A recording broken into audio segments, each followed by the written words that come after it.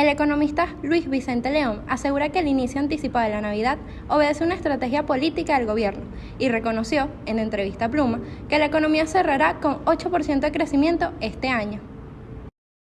Yo creo que el tema es muy central. El gobierno venezolano quiere tratar de generar un ambiente, digamos, de festividad, de actividad, básicamente para reducir los impactos negativos de la crisis.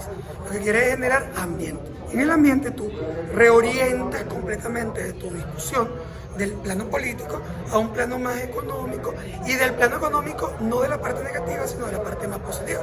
Estás activándote, comprando, te sientes como mejor, y ese ambiente favorece políticamente la conexión del gobierno con la población. Es una estrategia netamente política.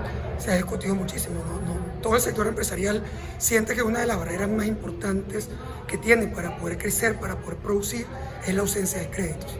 Y la ausencia de crédito limita muchísimo tu proceso de financiamiento, limita el crecimiento, limita la inversión, y es muy importante resolverlo. Sin embargo, este no es un problema que estamos esperando que se resuelva a corto plazo. No se trata de una decisión de los bancos. No es que los bancos no quieran prestar, porque para los bancos su negocio es prestar. Por lo tanto, ellos quisieran elevar el crédito. El problema es que no hay bolívares suficientes, y segundo, el gobierno tiene una política restrictiva. Tú tienes 73% de encaje legal, que significa que el banco no puede prestar el 73% de los bolívares que están depositados en sus cuentas, básicamente porque el gobierno le tiene miedo a la inflación y a la devaluación, y quiere que no haya tanto dinero circulando en la economía. Con esas dos mezclas, sin bolívares, sin poder prestar dólares, porque está prohibido prestar dólares en el mercado local, y con altísimos niveles de encaje, el crédito está completamente disminuido, limitado la actividad económica. Creo que lamentablemente no estamos esperando un cambio a corto plazo sobre eso. La economía venezolana creció en el año 2021 y sigue creciendo en el año 2022. Un crecimiento además porcentualmente importante, porque el año pasado creció alrededor de 7% y este año se espera que puede crecer entre 8 y 10%.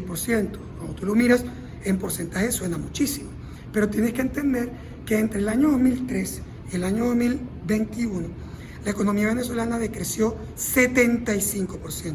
Es un avión que venía volando como a 40.000 pies, se vino en picada, y a los 10.000 pies empezó a enderezar la nariz. Claro, sube 8%, pero sobre 10.000, y él era de 40. Entonces ahí la pregunta es, ¿estás bien? No estás bien, pero te estás recuperando contra la gran crisis que tuviste en el 18 o 19, que fue quizás el peor momento de la economía. ¿Quiénes crecieron? Crecieron lo que llamamos los sectores no transables de la economía. ¿Quiénes son? Comercio, servicios, tecnología, salud, educación.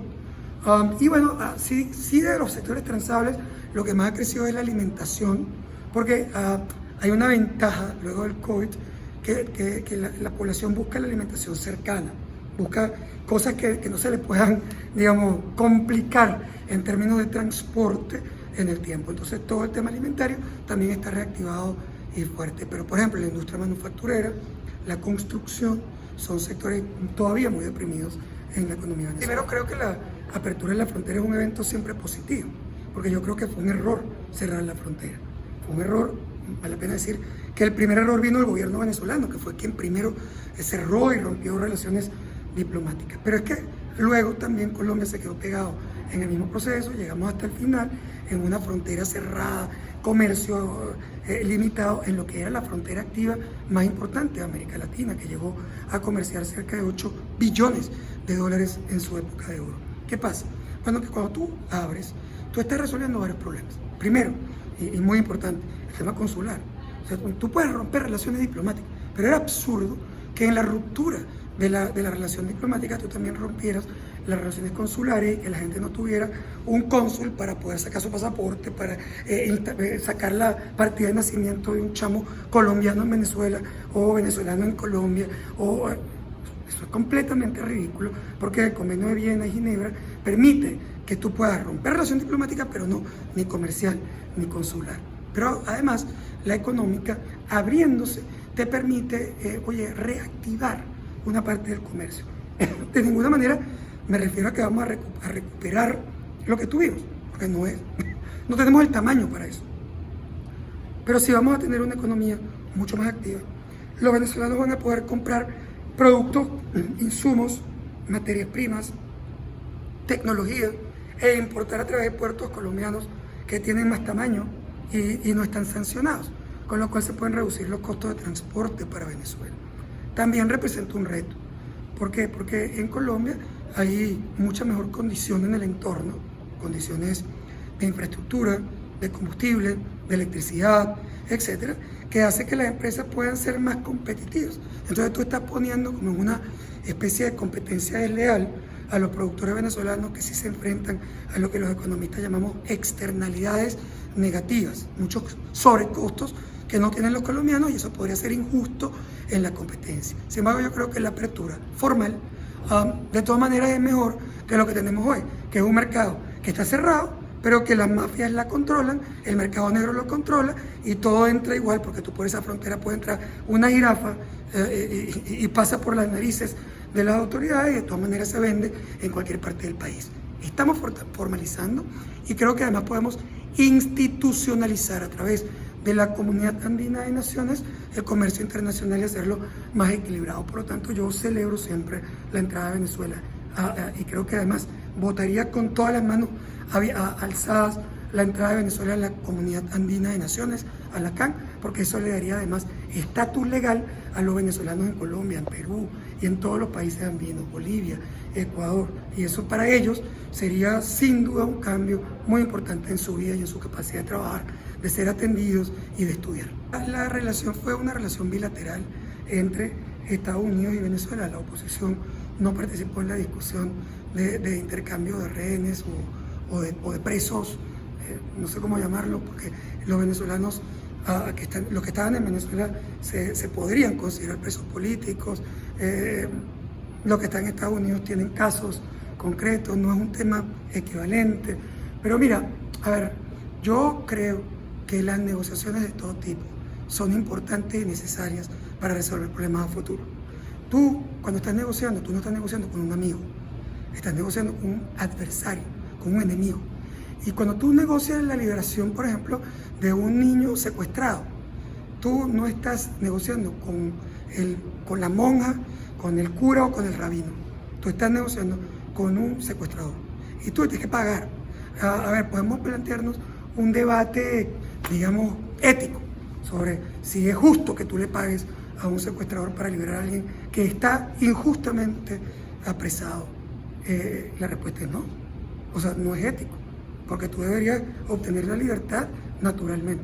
Sin embargo, la pregunta es, ¿estás dispuesto o no a que en una situación de este tipo, cuando estás ya básicamente con una contraparte que te va a pedir cosas, aunque sean injustas, estás o no dispuesto a liberar al niño?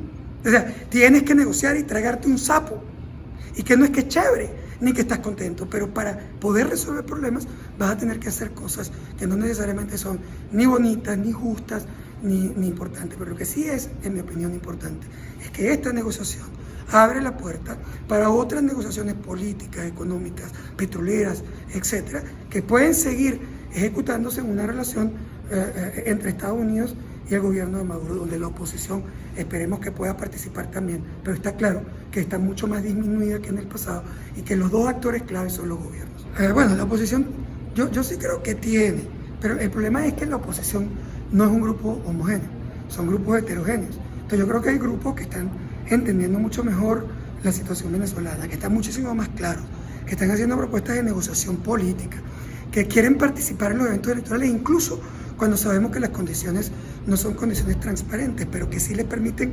estructurarse, unificarse, luchar e incluso tener temas para defender en el futuro.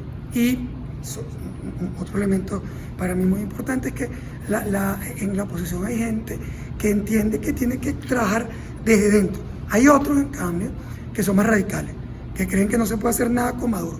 Pero al final, ¿su propuesta cuál es? Si no puedes hacer nada con Maduro y no tienes la fuerza para sacarlo, lo que te están diciendo es que te quedes como estás, o peor. O sea, esa es la realidad, y ahí no hay opción B. Ahí simplemente se van quedando. Y luego hay otros grupos que son grupos de interés, que también existen. Los grupos que no quieren cambio, que en realidad están controlando plata, recursos externos, controles diplomáticos, representatividad internacional, y que más bien ven la elección como un mecanismo para que no los validen a ellos en el futuro, y más bien son los que están más en contra de que se produzca cualquier cambio político importante en Venezuela. Bueno, mira, la encuesta no es un instrumento perfecto de proyección. La encuesta es una fotografía en un momento determinado. Cuando tú tomas una foto, es distinto el momento en el que el evento ocurre. Por ejemplo, las encuestas decían en efecto que Lula tenía una diferencia alrededor de 10 puntos y terminó con una diferencia de 4. Bueno, primero, eso puede haber ocurrido porque hay también una población en las encuestas que decía no sé, no contesto, o sea que no te respondía. Y que no te respondía porque tenía a lo mejor su visión o porque se animó en el momento de la votación y, digamos, cambia de alguna manera ese gap que tú estabas esperando. Pero también hay una segunda posibilidad. Y la segunda posibilidad es que las propias encuestas no hubieran estado midiendo en un país tan complejo y heterogéneo como Brasil, no hubieran estado midiendo algunos segmentos que, bueno, que son errores no muestrales que pueden estar, digamos, incorporados en ese proceso. Yo me tiendo a pensar más en el primero. Creo que simplemente la sociedad se va polarizando y se van moviendo de disposición de voto a un tercero, se mueven a otro para evitar que gane, en este caso Lula. Los actores se movieron a votar por Bolsonaro para tratar de ir en contra de Lula y eso altera un poco los resultados. Bueno, creo que ese movimiento, ese péndulo, porque la historia es pendular, vamos a tener un momento con toda América Latina en la derecha, momentos con toda América Latina en la izquierda, aunque la izquierda y la derecha tampoco son homogéneas, porque la izquierda de Noriega no es la misma izquierda de Boric o la misma izquierda que puede tener Lula si gana en Brasil. Pero bueno, son progresistas y lo que sí es verdad es que esos gobiernos de izquierda van a ser más proclives a reconocer al gobierno de Venezuela y a buscar que se incorpore en las discusiones regionales, latinas. Y eso le va a dar a Maduro un espacio internacional distinto, nuevo, con aliados latinos en su discusión con los Estados Unidos. Por cierto, yo creo que es positivo, porque al final de cuentas también presionan desde la región algunos cambios modernizadores y algunos rescates de derechos que Maduro tendrá que respetar para poder quedarse dentro de estos grupos latinoamericanos.